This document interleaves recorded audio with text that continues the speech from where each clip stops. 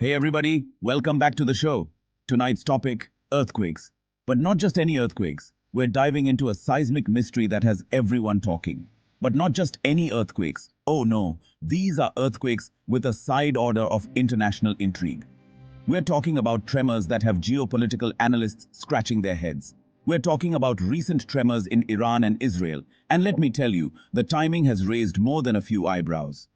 These aren't just random shakes, they seem to be happening at very interesting times. Now, earthquakes in this part of the world aren't exactly rare. The Middle East has a long history of seismic activity, with both Iran and Israel experiencing significant quakes over the years. It sits smack dab on a major fault line, the kind that makes geologists reach for their hard hats and those little orange flags. The tectonic plates here are always on the move, creating a hotbed of seismic activity. But here's the thing. These quakes hit pretty darn close to some very sensitive sites. We're talking about areas that are not just geologically significant, but politically and militarily sensitive as well. Sites with names like nuclear facility and weapons testing ground. Coincidence? Maybe. But when these tremors are so close to such critical locations, it makes you wonder if there's more to the story. But when you're dealing with countries that have a history like Iran and Israel's, well, let's just say people start to wonder. The geopolitical tensions between these nations add another layer of complexity to the seismic puzzle. It's like finding your neighbor's garden gnome in your swimming pool. It's odd, it's unexpected, and it makes you question how it got there in the first place. Sure, it could be the wind, but you're probably going to at least glance at your neighbor suspiciously over the fence. In the same way, these earthquakes make us look a little closer at the geopolitical landscape. And in the world of geopolitics, that suspicious glance is often accompanied by a whole lot of satellite imagery and some very strongly worded diplomatic cables. Nations start to analyze every detail, looking for clues and trying to piece together the bigger picture. Scientists and analysts are poring over data, trying to determine if these quakes are natural or if there's something more sinister at play. The international community is watching closely, waiting for answers. So stay tuned as we delve deeper into this seismic puzzle, exploring the science, the politics, and the mysteries that lie beneath the surface. This is more than just a geological event. It's a story that could have far-reaching implications.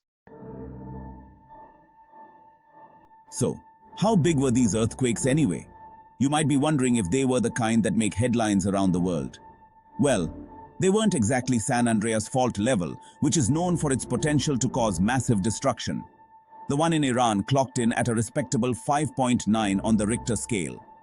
This is enough to rattle some windows and make people spill their tea, but not exactly bringing down buildings or causing widespread panic. The Israeli quake was even smaller, a 4.8, barely a blip on the global seismology charts. It's the kind of quake that might make you pause for a moment, but then you'd go right back to what you were doing. But here's the kicker.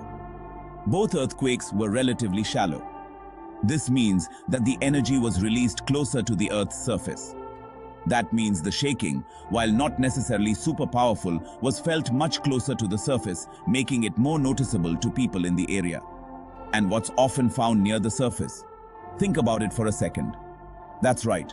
All sorts of man-made structures, including, you guessed it, those sensitive sites we mentioned earlier.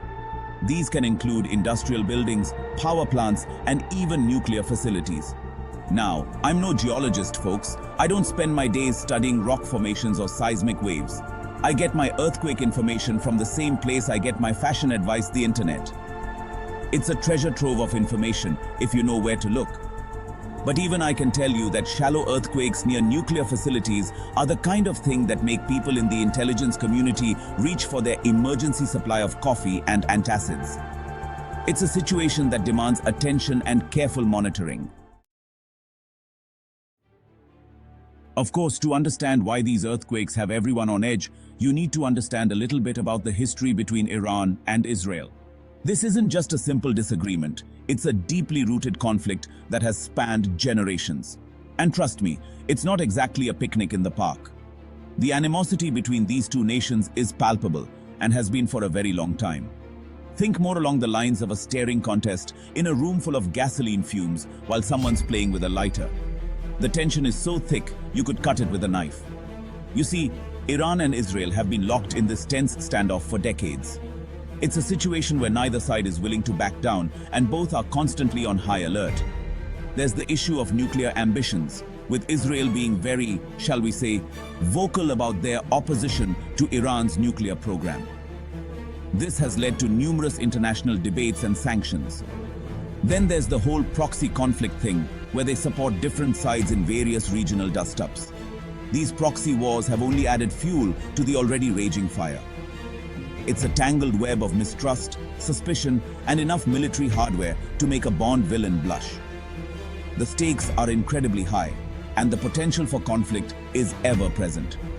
So, you throw a couple of conveniently timed earthquakes into that mix, and it's no wonder people start jumping to conclusions. The fear and uncertainty are almost palpable, making an already volatile situation even more precarious.